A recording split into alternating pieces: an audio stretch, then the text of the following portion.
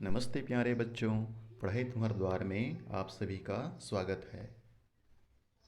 मैं हेमनारायण ध्रुव, सहायक शिक्षक, शासकीय प्राथमिक शाला रजकट्ठी, संकुल केंद्र जामगांव, विकासखंड फिंगेश्वर सी। आज की कक्षा में हम जानेंगे संज्ञा और संज्ञा के भेद के बारे में। यह विषय मैंने लिया है कक्षा 5वीं के हिंदी विषय के व्याकरण खंड से। आइए सबसे पहले हम संज्ञा किसे कहते हैं यह जानें। इसकी परिभाषा को पढ़ते हैं।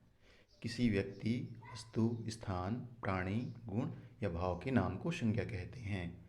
जैसे पशु, सुंदरता, शोक, मोहन, दिल्ली, खेलना, ये सभी जो हैं संज्ञा के ही उदाहरण हैं। आइए आगे हम संज्ञा के प्रकार के बारे में भी जानें। संज्ञा 5 प्रकार की होती है।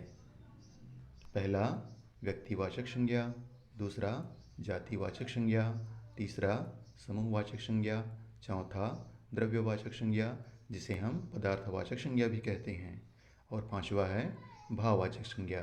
आइए आगे हम इन्हीं 5 प्रकारों को और अच्छे से समझें।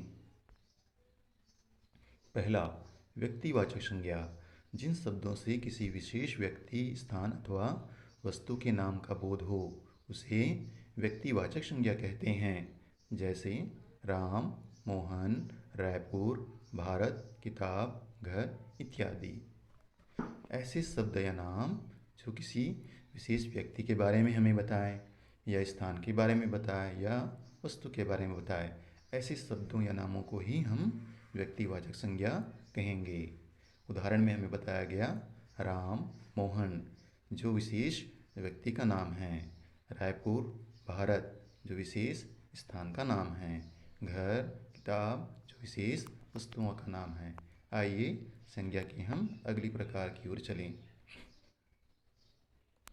दूसरा है जातिवाचक संज्ञा, जिस शब्द से किसी प्राणी या वस्तु की समस्त जाति का बोध होता है उन शब्दों को जातिवाचक संज्ञा कहते हैं। जैसे घोड़ा, फूल, मनुष्य, वृक्ष इत्यादि। अर्थात ऐसे शब्द या नाम जो उसकी समस्त जाति का हमें ज्ञान करा दे, ऐसे शब्द या नाम को ही हम जातिवाचक संज्ञा कहेंगे। जैसे हमें मिला है घोड़ा, फूल, मनुष्य, ये सभी जो हैं अपनी जाति का बोध हमें करा रही है, इसलिए हम इसे जातिवाचक संज्ञा की श्रेणी में रखेंगे। आइए हम संज्ञा के अगली प्रकार की ओर चलें। तीसरा है समूहवाचक संज्ञा, जब किसी संज्ञा शब्द से व्यक्ति या वस्तु के समूह का बोध होता है तब उसे समूहवाचक संज्ञा कहते हैं।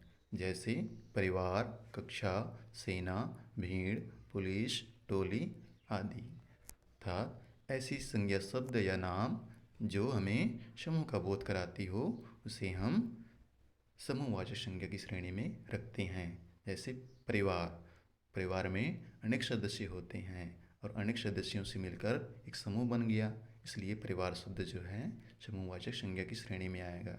ऐसे ही कक्षा, सेना, भीड़, पुलिस, टोली इन सभी में समूह का निर्माण होता है, इसलिए हम इसे समूहवाचक संज्ञा की श्रेणी में रखेंगे। आइए संज्ञा की चौथे प्रकार को समझते हैं। चौथा है द्रव्यवाचक संज्ञा या पदार्थवाचक संज्ञा, जब किसी संज्ञा शब्द से किसी द्रव्य का बोध हो तो उसे द्रव्यवाचक संज्ञा कहते हैं। जैसे पानी, लोहा, तेल, घी, दाल इत्यादि। अर्थात ऐसे संज्ञा शब्द या नाम जो किसी द्रव्य का हमें ज्ञान कराए, बोध कराए, उसे हम द्रव्यवाचक संज्ञा की श्रेणी में रखेंगे। उदाहरण में हमें बताया गया पानी, लोहा, तेल, घी, दाल, ये सभी जो हैं द्रव्यवाचक संज्ञा की श्रेणी में आते हैं। आइए संज्ञा के अंतिम और 5वें प्रकार को समझते हैं। पांचवा है भाववाचक संज्ञा, जिस संज्ञा शब्द से अवस्था, गुण, दोष, भाव या दशा, धर्म आदि का बोध हो उसे भाववाचक संज्ञा कहते हैं। जैसे खुशी, मिठास, बचपन, शोक, सुंदरता आदि, ये सभी जो हैं भाववाचक संज्ञा के उदाहरण हैं।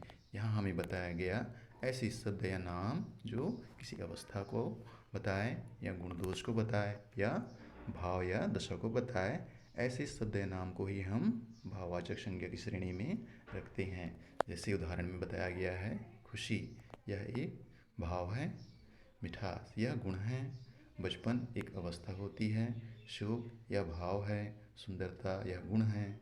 ऐसे ही अनेक उदाहरण जो हैं भाववाचक संज्ञा की श्रेणी में आते हैं। तो बच्चों, आज की क्लास में हमने सीखा संज्ञा और संज्ञा के प्रकार के बारे में। आशा है यह वीडियो आपकी पढ़ाई लिखाई में विशेष मदद करेगी। इन्हीं आशाओं के साथ मैं आज की कक्षा को यहीं समाप्त करता हूँ। धन्यवाद।